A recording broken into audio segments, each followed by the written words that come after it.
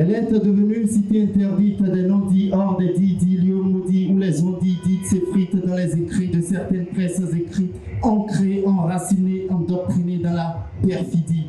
Du 23 au 26 octobre 2024, Grand Bassam a accueilli la 7e édition du meeting international du livre et des arts associés MILA au Carrefour Jeunesse, rassemblant écrivains, artistes, amateurs de littérature autour du thème livres, arts associés et changement climatique. Cette édition avait pour invité d'honneur le Congo-Brazzaville, offrant une plateforme d'échange enrichissante entre les créateurs venus de divers horizons. La cérémonie de clôture, tenue le 26 octobre, a marqué un moment de grande émotion et de reconnaissance. Le commissaire général du MILA, Yves Arsène Kouakou, a exprimé sa profonde gratitude envers tous les auteurs, délégations et invités présents, tout en remerciant les pays représentés pour leur engagement. Mesdames et messieurs, aujourd'hui, c'est la clôture et on va faire long. Je veux simplement, au nom de mon équipe, vous dire merci. Merci du fond du cœur parce que nous savons que voyager en Afrique n'est pas chose aisée. Mais si vous avez décidé de venir nous soutenir, c'est parce que vous croyez en ce que nous faisons. Et donc, au nom de l'association culturelle Kouakou, je voudrais vous dire merci. Merci au Congo, qui est le pays invité d'honneur. Merci, cher aîné. Merci. Et merci également à chacun d'entre vous, parce que, comme je l'ai dit tout à l'heure, on sait combien de fois vous portez le MILA dans vos cœurs.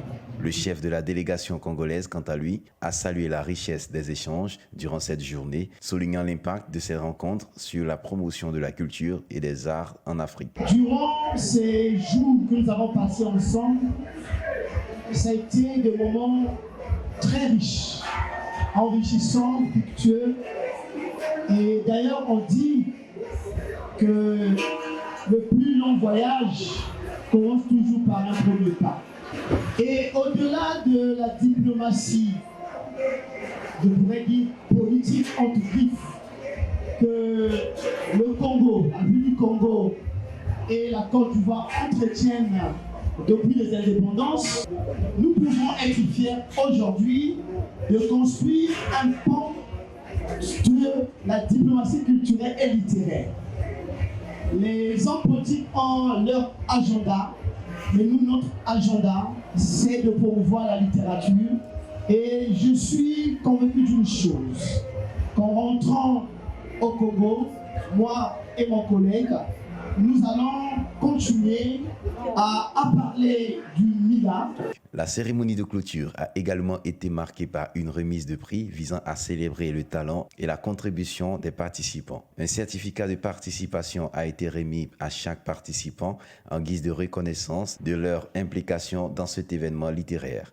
Le prix du concours de dictée Café Kalara a été décerné à Nora Kafando du Burkina Faso pour sa remarquable performance en dictée anglaise. Parmi les autres distinctions, le prix MILA des Arts a été attribué à Frobi Armel du Bénin pour sa contribution artistique exceptionnelle. Le prix MILA des médias a été décerné à la radio Samo en reconnaissance de son rôle dans la promotion de l'événement et de la culture. Le prix MILA du partenaire a été attribué à l'hôtel Marvin de Grand Bassam pour son soutien envers les organisateurs. Les médailles africaines des arts et des lettres ont également été remises à 6 personnalités de la culture, dont Boubacar Dao, Ili Tiraogo, Mamadou Katanga du Burkina Faso, King Farah du Tchad, Ondoa Kalara du Cameroun, Tafsi Ndike Diaye du Sénégal pour leur contribution au rayonnement de l'art en Afrique. En signe d'amitié et de reconnaissance, la délégation burkinabé, forte de 6 membres, a offert des présents aux organisateurs du MILA. Ce geste symbolique témoigne de l'importance des liens tissés au cours de cette édition qui ont permis de renforcer les relations culturelles entre les nations africaines.